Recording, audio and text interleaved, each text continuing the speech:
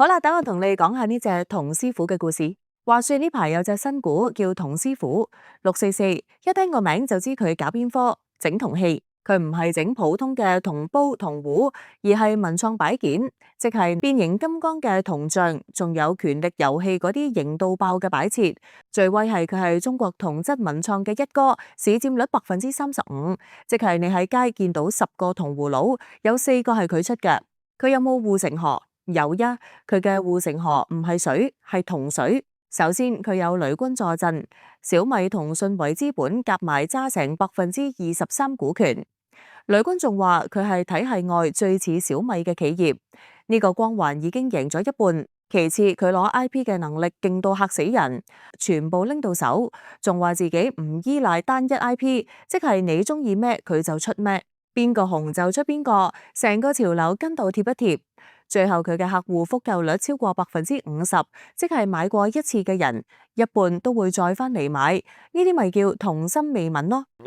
為想玩新股暗盤揾食，記住富途牛牛嘅旺場，開戶之前入邀請碼 MCSN， 即刻搶200蚊現金券加2400蚊迎新。條片有攻略，睇片跟住嚟，包你容易過喺茶樓搶到1蚊一隻雞。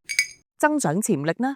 佢最大嘅故事係 IP 變現，你諗下而家哪吒2幾紅，佢一出相關銅像，粉絲搶住買，但係佢有個最大嘅痛點，賺錢能力跌緊。舊年首9個月收入升咗11%，但利潤反而跌咗22%，即係賣多咗但賺少咗，好大機會係銅價貴咗，同埋推廣使多咗錢。呢個係一個警號，好似你開餐廳多咗人嚟食飯，但因為食材貴咗，廣告費貴咗，最後仲賺少過以前，咁就頭痛啦。會唔會好似泡泡瑪特咁爆升？呢個係大家最關心嘅問題。